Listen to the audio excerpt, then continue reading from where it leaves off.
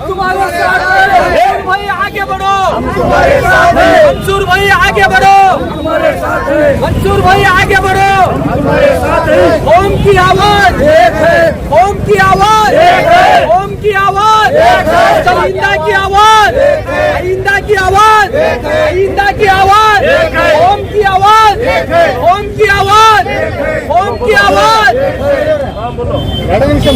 ಇಂದು ಕೊನೆಯ ದಿವಸವಾಗಿದ್ದು ನಾಮಪತ್ರ ಸಲ್ಲಿಕೆಯಲ್ಲಿ ದಿನೇಶ್ ಬಿಡಿ ಮನ್ಸೂರ್ ಅಹಮದ್ ಅವರು ನಮ್ಮ ಜೊತೆಯಲ್ಲಿದ್ದಾರೆ.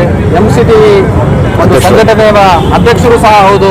ಇಂದು ಅವರು ನಾಮಪತ್ರಿಕೆ ಸಲ್ಲಿಸಲಿಕ್ಕೆ ಬಂದಿರ್ತಾರೆ. ಅವರು ಬೆಂಬಲಿಗರು ಅವ್ರ ಜೊತೆಯಲ್ಲಿ ಇದ್ದಾರೆ. ಅವ್ರ ಜೊತೆ ಮಾತಾಡೋಣ ಬನ್ನಿ. ಸರ್ ನಮಸ್ತೆ. ಎಲ್ಲರಿಗೂ ನಮಸ್ಕಾರ. ಇಂದು ದಾವಣಗೆರೆಯ ದಕ್ಷಿಣ ವಿಧಾನಸಭೆ ಕೇವಲ ದಾವಣಗೆರೆ ಅಷ್ಟೇ ಅಲ್ಲ, ಇಡೀ ಕರ್ನಾಟಕ ಜನ ನೋಡ್ತಾ ಇದ್ದಾರೆ.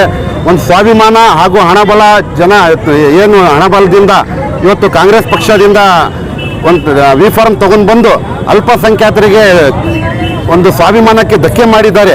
ಇವತ್ತು ನಮ್ಮ ಕೇವಲ ಅಲ್ಪಸಂಖ್ಯಾತರು ಅಷ್ಟೇ ಅಲ್ಲದೆ ಇಡೀ ಸಮಾಜದ ಎಲ್ಲ ಜಾತಿ ಧರ್ಮದವರು ಈ ಬಾರಿ ಅವರಿಗೆ ಸೋಲಿಸಬೇಕಂತ ಪಣ ತೊಟ್ಟಿದ್ದಾರೆ. ಇವತ್ತು ನಾವೆಲ್ಲರೂ ಸೇರಿ ಇವತ್ತು ನಾಮಿನೇಷನ್ ನಾನು ಕೂಡ ಹಾಕಕ್ಕೆ ಬಂದಿದ್ದೀನಿ. ಮುಂದಿನ ದಿನಗಳಲ್ಲಿ ನಮ್ಮ ಸಮಾಜದ ಮುಖಂಡರು ಹಿರಿಯರು ಎಲ್ಲರೂ ಸೇರಿ ಒಂದು ತೀರ್ಮಾನ ಮಾಡಿ ಯಾರ್ಯಾರು ಬೆಂಬಲಕ್ಕೆ ನಿಲ್ಲಬೇಕು, ಯಾರು ಹಿಂಪಡಿಬೇಕಂತ ನಾವು ತೀರ್ಮಾನ ಮಾಡ್ತೀವಿ. ಮುಂದಿನ ದಿನಗಳಲ್ಲಿ ಯಾವುದೇ ಒಂದು ಅಭ್ಯರ್ಥಿಗೆ ಗೆಲ್ಲಿಸುವಂಥ ಕೆಲಸವನ್ನು ನಾವು ಕೂಡ ಮಾಡ್ತೀವಿ. ಸರ್ ನಾವು ಚುನಾವಣೆ ಅಲ್ಪಸಂಖ್ಯಾತರ ದಕ್ಷಿಣ ಕ್ಷೇತ್ರದಲ್ಲಿ ಬಹಳ ಸಂಖ್ಯೆಯಲ್ಲಿ ಮತದಾರ ಇದ್ದಾರಂತೂ ಆದ್ರದ್ದೆಲ್ಲ ಅಲ್ಪಸಂಖ್ಯಾತರ ಕಾಂಗ್ರೆಸ್ ಬೆಂಬಲ ಅಂದರೆ ಅಭ್ಯರ್ಥಿಗಳಿಗೆ ಪಕ್ಷದಿಂದ ಟಿಕೆಟ್ ನೀಡಿಲ್ಲ. ಸೊ ಇದು ನಿಮ್ದು ಕೊನೆಯ ಸ್ಟೆಪ್ ಏನಾಗುತ್ತೆ, ತೀರ್ಮಾನ ಏನಾಗುತ್ತೆ?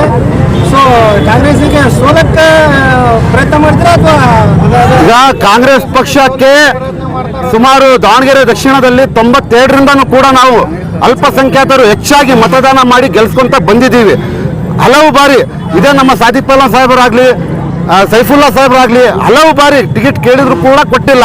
ಸಮಾಜನೂ ಕೂಡ ಅವ್ರು ಹಿರಿಯರಿದ್ದಾರೆ, ಶಾಮು ಶಿವಶಂಕರಪ್ಪ ಅವರು ಅವರಿಗೆ ಕೆಲಸ ಮಾಡೋಣ ಅಂತ ಮತ್ತೆ ತೀರ್ಮಾನ ಮಾಡಿ ಗೆಲ್ಸ್ಕೊಂತ ಬಂದಿದ್ದಾರೆ. ಆದರೆ ಅವರ ನಿಧನದಿಂದ ಈ ಬಾರಿ ಆದರೂ ನಮಗೆ ಟಿಕೆಟ್ ಸಿಗ್ತತಿ ಅಂತ ಕೂಡ ನಮ್ಮ ಸಮಾಜ ನಂಬಿತ್ತು. ಕೊನೆ ಗಳಿಗೆಯಲ್ಲಿ ಅವರು ದ್ರೋಹ ಬಗೆದಿದ್ದಾರೆ ಸಮಾಜಕ್ಕೆ.